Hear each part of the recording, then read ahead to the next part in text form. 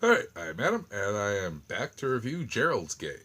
Gerald's Game is based off of a Stephen King novel, and which would make it the third feature film, the third feature film made this year to be based off of the works of Stephen King. This is a novel that I have read, and could say that this is probably one of the better adaptations of a Stephen King book. It is pretty accurate. They don't really deviate a lot. They don't really change a lot. Gerald's Game stars, what's her name? Carla Gugino, I believe her name is. Um, Stars her. She plays a woman who is married to a man, obviously. Um, they're an older couple. They've been married for a while, and essentially their sex life is not what it used to be. So to kind of spice up their sex life, they decide to go to their summer home for the weekend and essentially play what she refers to as Gerald's game. Gerald is her husband, and his game is he likes to handcuff her to the bed and essentially fulfill a rape fantasy. That's essentially what he likes. She ends up feeling weird. She fucking tells him to stop. She kicks him. She tries to get him to stop. He stops, and they start having an argument where they're talking about the relationship, about where it's going, and they're getting around to the point where they're essentially hinting at divorce. And then all of a sudden, he ends up fucking having a heart attack. Falls off the fucking bed, cracks open his skull. He ends up dying. She ends up trapped, handcuffed to the fucking bed. Um, that's the film. It's as simple as that. As simple as that. It mostly takes place and essentially takes place in the bedroom, and it's a whole film about her being trapped. That she ends up kind of losing her mind and her grip on reality, where she essentially ends up starting to talk to her dead husband, and she ends up talking to herself, like literally a manifestation of herself that she has arguments with. There's a fucking stray dog that ends up coming in and fucking start eating her husband's dead body. There's a fucking deformed giant that appears to her at night, and it's this whole thing where she starts seeing all this weird shit, and you as the audience essentially start questioning what's real and what's a hallucination. At one point, like early in the film, like she does get out of the handcuffs and she's like, yeah, and then she wakes up and realizes that, oh, she fucking hallucinated that she got out of the handcuffs.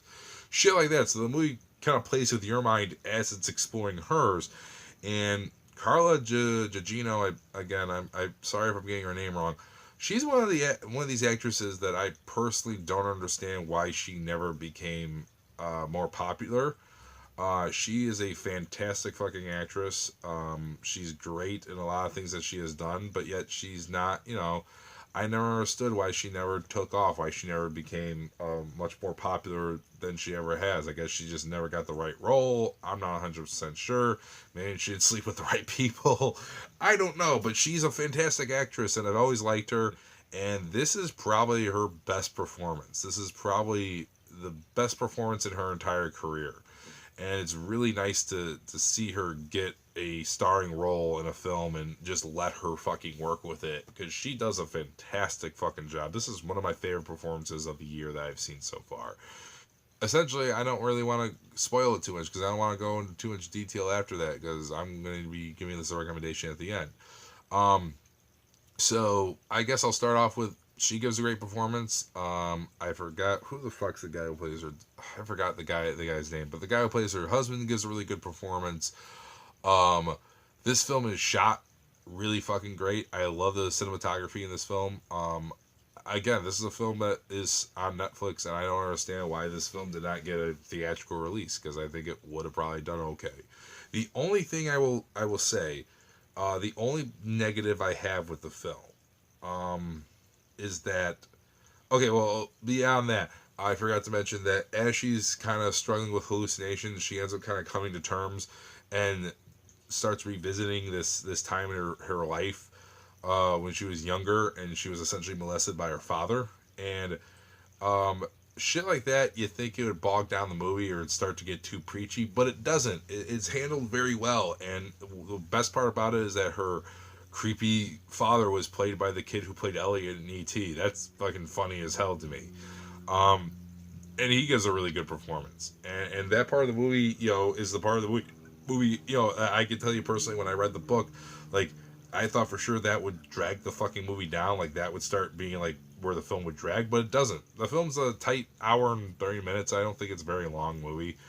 And it doesn't drag. It definitely holds your attention. And the only big negative I could say about the movie is that essentially you think the film ends, um, but then it keeps going. It's almost as if like essentially the film has an ending, but then it has essentially a prologue. It essentially gives you like it goes on for another 5 to 10 minutes, and essentially gives you information that you didn't necessarily need. So without spoiling anything, I'll just say that essentially what ends up happening is that one of these things that you're not sure that you keep seeing, that you're not sure is a hallucination or is real, essentially in the last 5 to 10 minutes of the movie, it's explained, no, it was real, and this is why it was real, and here's what it was, and we're going to tell you in detail what this thing was and why she was seeing it.